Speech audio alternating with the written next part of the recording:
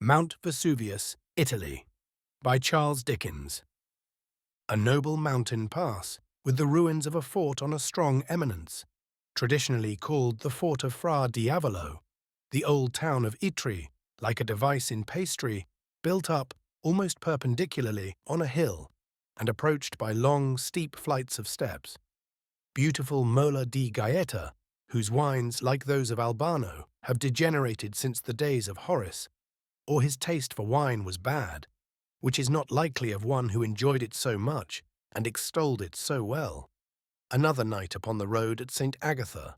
a rest next day at Capua, which is picturesque, but hardly so seductive to a traveller now as the soldiers of Praetorian Rome were wont to find the ancient city of that name, a flat road among vines festooned and looped from tree to tree, and Mount Vesuvius close at hand at last, its cone and summit whitened with snow, and its smoke hanging over it in the heavy atmosphere of the day, like a dense cloud. So we go, rattling downhill into Naples, Capri, once made odious by the deified beast Tiberius, Ischia, Procida, and the thousand distant beauties of the bay, lie in the blue sea yonder, changing in the mist and sunshine 20 times a day, now close at hand, now far off, now unseen. The fairest country in the world is PG 26, spread about us. Whether we turn towards the Miseno shore of the splendid watery amphitheatre, and go by the grotto of Posillipo to the Grotto del Cane and away to Baiae, or take the other way towards Vesuvius and Sorrento, it is one succession of delights. In the last named direction, where over doors and archways there are countless little images of San Gennaro, with his canute's hand stretched out to check the fury of the burning mountain, we are carried pleasantly by a railroad on the beautiful sea beach, past the town of Torre del Greco, built upon the ashes of the former town, destroyed by an eruption of Vesuvius within 100 years, and past the flat-roofed houses, granaries, and macaroni manufactories to Castellamare, with its ruined castle, now inhabited by fishermen, standing in the sea upon a heap of rocks. Here the railroad terminates,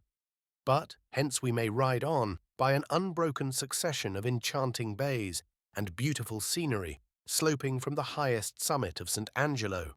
the highest neighbouring mountain, down to the water's edge, among vineyards, olive trees, gardens of oranges and lemons, orchards, heaped-up rocks, green gorges in the hills, and by the bases of snow-covered heights, and through small towns with handsome dark-haired women at the doors, and past delicious summer villas, to Sorrento, where the poet Tasso drew his inspiration from the beauty surrounding him. Returning, we may climb the heights above Castellamare, and, looking down among the boughs and leaves, see the crisp water glistening in the sun, and clusters of white houses in distant Naples, dwindling in the great extent of PG 27 prospect, down to Dice, the coming back to the city by the beach again at sunset, with the glowing sea on one side and the darkening mountain, with its smoke and flame, upon the other, is a sublime conclusion to the glory of the day.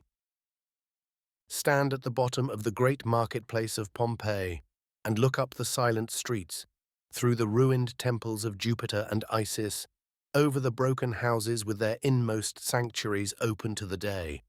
away to Mount Vesuvius, bright and snowy in the peaceful distance, and lose all count of time and heed of other things in the strange and melancholy sensation of seeing the destroyed and the destroyer making this quiet picture in the sun. Then ramble on and see at every turn the little familiar tokens of human habitation and everyday pursuits, the chafing of the bucket rope in the stone rim of the exhausted well, the track of carriage wheels in the pavement of the street, the marks of drinking vessels on the stone counter of the wine shop, the amphorae in private cellars stored away so many 100 years ago and undisturbed to this hour, all rendering the solitude and deadly lonesomeness of the place 10,000 times more solemn than if the volcano, in its fury, had swept the city from the earth and sunk it in the bottom of the sea. After it was shaken by the earthquake which preceded the eruption, workmen were employed in shaping out in stone new ornaments for temples and other buildings that had suffered. Here lies their work, outside the city gate, as if they would return tomorrow. In the cellar of Diomede's house, where certain skeletons were found huddled together close to the door, the impression of their bodies on the ashes hardened with the ashes and became stamped and fixed there after they had shrunk, inside, to scanty bones. So, in the theatre of Herculaneum, a comic mask, floating on the stream when it was hot and liquid, stamped its mimic features in it as it hardened into stone, and now it turns upon the stranger the fantastic look it turned upon the audiences in that same theatre 2,000 years ago. Next to the wonder of going up and down the streets and in and out of the houses and traversing the secret chambers of the temples of a religion that has vanished from the earth, and finding so many fresh traces of remote antiquity. As if the course of time had been stopped after this desolation, and there had been no nights and days, months, years, and centuries since. Nothing is more impressive and terrible than the many evidences of the searching nature of the ashes, as bespeaking their irresistible power and the impossibility of escaping them. In the wine cellars, they forced their way into the earthen vessels, displacing the wine and choking them to the brim with dust. In the tombs, they forced the ashes of the dead from the funeral urns and rained new ruin even into them. The mouths and eyes and skulls of all the skeletons were stuffed with this terrible hail. In Herculaneum, where the flood was of a different and a heavier kind, it rolled in like a sea. Imagine a deluge of water turned to marble at its height, and that is what is called the lava here. Some workmen were digging the gloomy well on the brink of which we now stand, looking down when they came on some of the stone benches of the theatre, those steps, for such they seem, at the bottom of the excavation, and found the buried city of Herculaneum.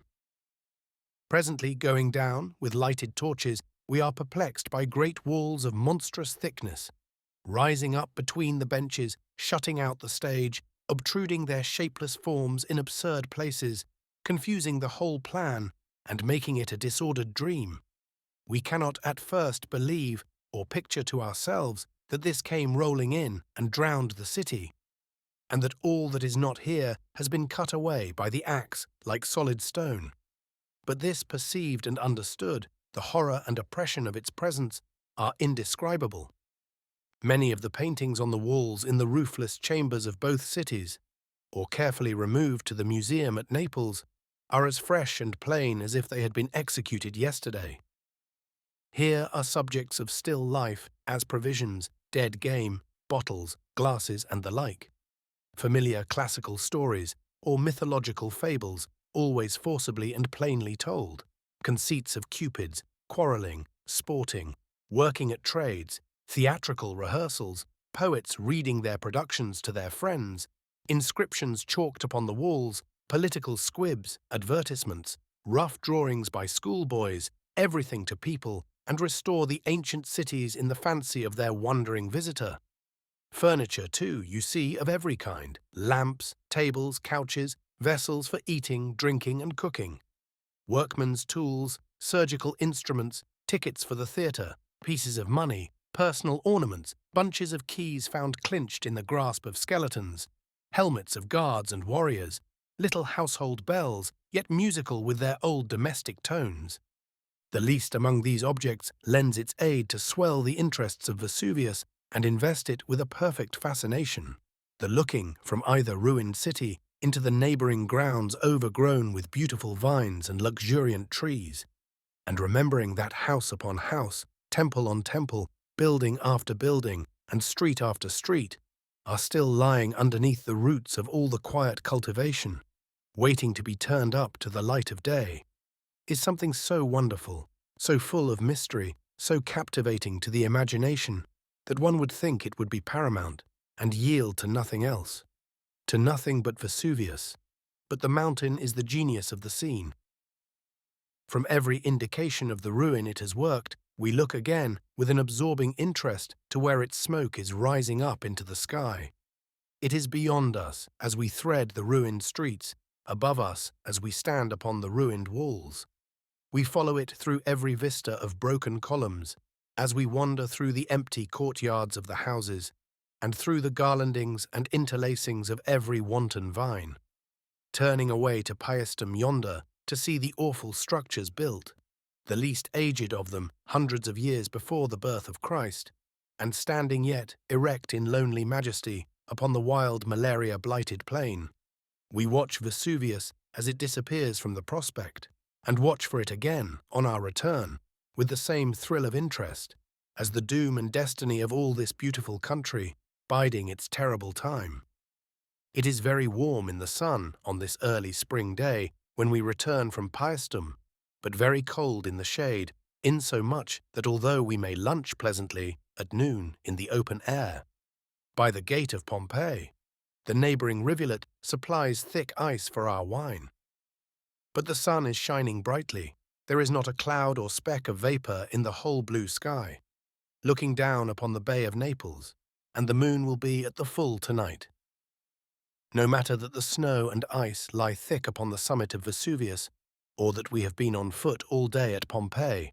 or that croakers maintain that strangers should not be on the mountain by night in such an unusual season. Let us take advantage of the fine weather, make the best of our way to Resina, the little village at the foot of the mountain, prepare ourselves as well as we can on so short a notice at the guide's house, ascend at once and have sunset halfway up, moonlight at the top, and midnight to come down in. At 4 o'clock in the afternoon, there is a terrible uproar in the little stable-yard of Signore Salvatore, the recognized head guide, with the gold band around his cap, and 30 under-guides, who are all scuffling and screaming at once, are preparing half a dozen saddled ponies, 3 litters, and some stout staves for the journey. Every one of the 30 quarrels with the other 29 and frightens the 6 ponies, and as much of the village as can possibly squeeze itself into the little stable-yard participates in the tumult and gets trodden on by the cattle. After much violent skirmishing and more noise than would suffice for the storming of Naples, the procession starts.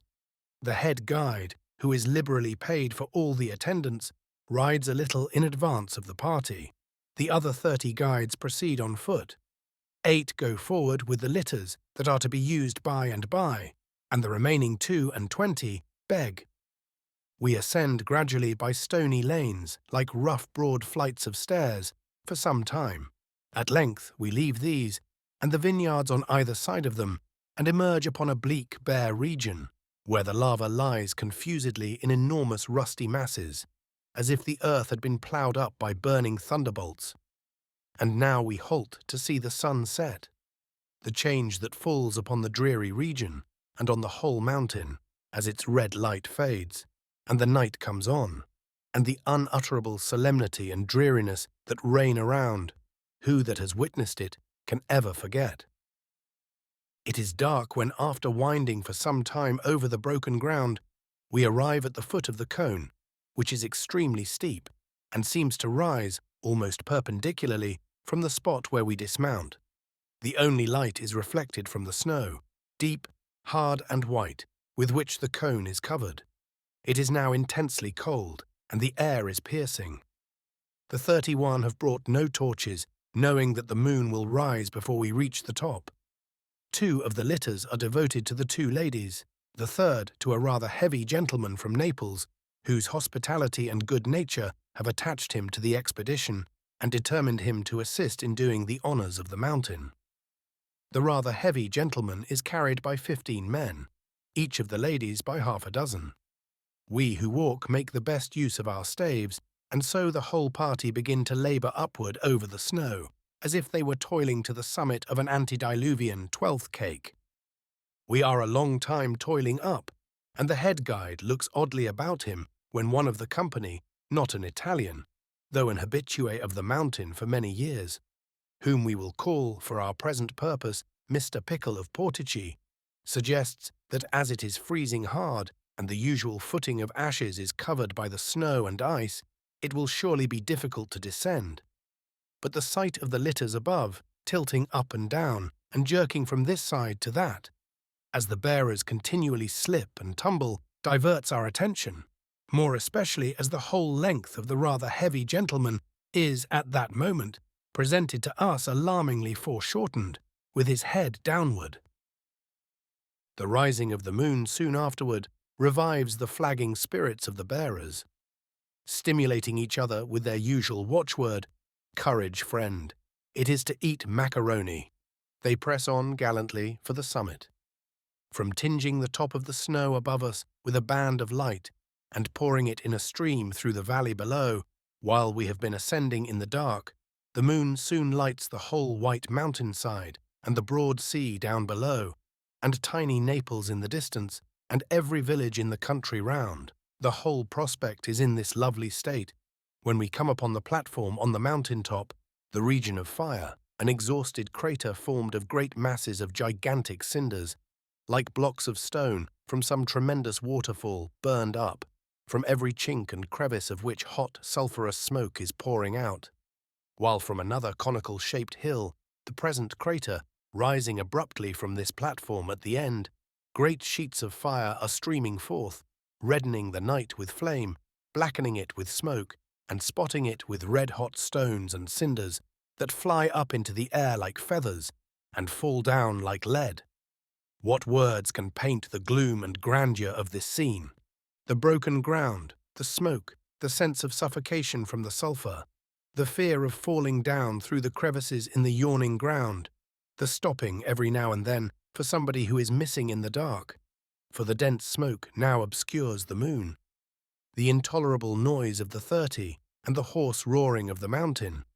make it a scene of such confusion at the same time that we reel again.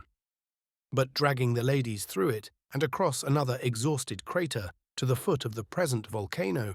we approach close to it on the windy side, and then sit down among the hot ashes at its foot and look up in silence, faintly estimating the action that is going on within, from its being full 100 feet higher at this minute than it was 6 weeks ago. There is something in the fire and roar that generates an irresistible desire to get nearer to it. We cannot rest long without starting off, 2 of us on our hands and knees, accompanied by the head guide, to climb to the brim of the flaming crater and try to look in. Meanwhile, the 30 yell, as with one voice, that it is a dangerous proceeding and call to us to come back, frightening the rest of the party out of their wits. What with their noise and what with the trembling of the thin crust of ground that seems about to open underneath our feet and plunge us into the burning gulf below, which is the real danger, if there be any, and what with the flashing of the fire in our faces and the shower of red-hot ashes that is raining down and the choking smoke and sulphur, we may well feel giddy and irrational like drunken men. But we contrive to climb up to the brim and look down for a moment into the hell of boiling fire below. Then we all 3 come rolling down, blackened and singed and scorched and hot and giddy, and each with his dress alight in 6 places. You have read 1,000 times that the usual way of descending is by sliding down the ashes, which, forming a gradually increasing ledge below the feet, prevent too rapid a descent. But when we have crossed the 2 exhausted craters on our way back, and are come to this precipitous place, there is, as Mr. Pickle has foretold, no vestige of ashes to be seen, the whole being a smooth sheet of ice. In this dilemma, 10 or a dozen of the guides cautiously join hands and make a chain of men, of whom the foremost beat, as well as they can, a rough track with their sticks, down which we prepare to follow. The way being fearfully steep, and none of the party, even of the 30, being able to keep their feet for 6 paces together, the ladies are taken out of their litters and placed each between 2 careful persons, while others of the 30 hold by their skirts to prevent their falling forward, a necessary precaution tending to the immediate and hopeless dilapidation of their apparel. The rather heavy gentleman is adjured to leave his litter too, and be escorted in a similar manner. But he resolves to be brought down as he was brought up, on the principle that his 15 bearers are not likely to tumble all at once, and that he is safer so than trusting to his own legs. In this order we begin the descent, sometimes on foot, sometimes shuffling on the ice, always proceeding much more quietly and slowly than on our upward way, and constantly alarmed by the falling among us of somebody from behind, who endangers the footing of the whole party and clings pertinaciously to anybody's ankles. It is impossible for the litter to be in advance too, as the track has to be made, and its appearance behind us overhead, with some one or other of the bearers always down, and the rather heavy gentleman with his legs in the air, is very threatening and frightful. We have gone on thus a very little way, painfully and anxiously, but quite merrily, and regarding it as a great success, and have all fallen several times, and have all been stopped, somehow or other, as we were sliding away, when Mr. Pickle of Portici, in the act of remarking on these uncommon circumstances as quite beyond his experience, stumbles, falls, disengages himself with quick presence of mind from those about him, plunges away head foremost, and rolls over and over down the whole surface of the cone. Sickening as it is to look, and be so powerless to help him, I see him there, in the moonlight. I have had such a dream often, skimming over the white ice like a cannonball. Almost at the same moment there is a cry from behind, and a man who has carried a light basket of spare cloaks on his head comes rolling past at the same frightful speed, closely followed by a boy. At this climax of the chapter of accidents, the remaining 28 vociferate to that degree that a pack of wolves would be music to them. Giddy and bloody and a mere bundle of rags is Pickle of Portici when we reach the place where we dismounted and where the horses are waiting. But thank God, sound in limb, and never are we likely to be more glad to see a man alive and on his feet than to see him now, making light of it too, though sorely bruised and in great pain. The boy is brought into the hermitage on the mountain while we are at supper, with his head tied up, and the man is heard of some hours afterwards. He too is bruised and stunned, but has broken no bones, the snow having fortunately covered all the larger blocks of rock and stone and rendered them harmless. After a cheerful meal and a good rest before a blazing fire,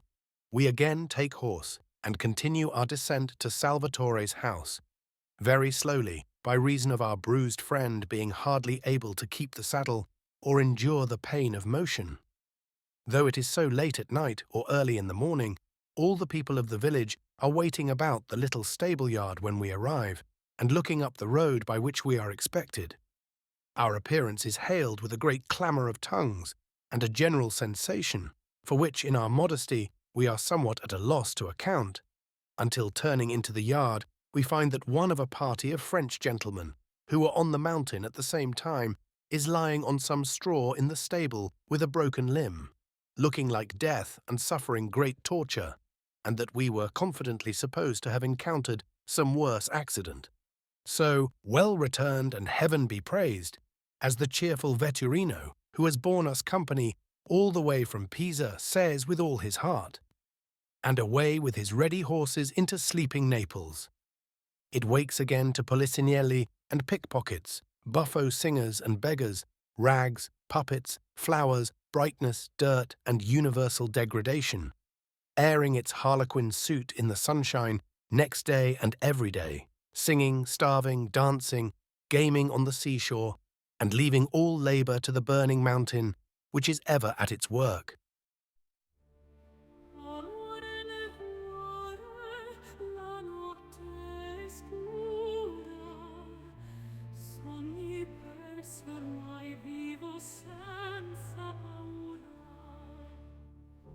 Ricordi lontani nel vento svaniscono,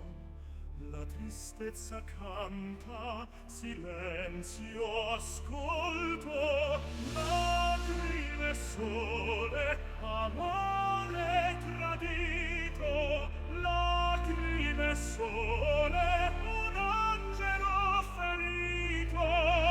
il tuo sguardo muto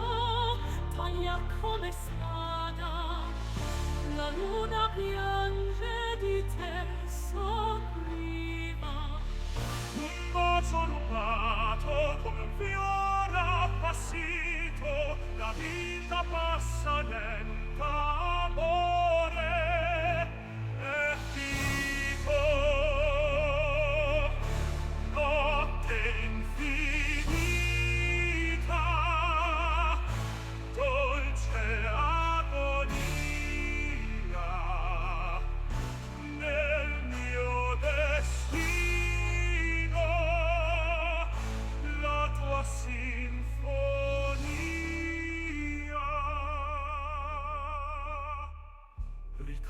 lontani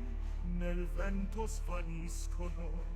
La tristezza canta, silenzio ascolto. Lacrime sole, amore tradito. Lacrime sole, un angelo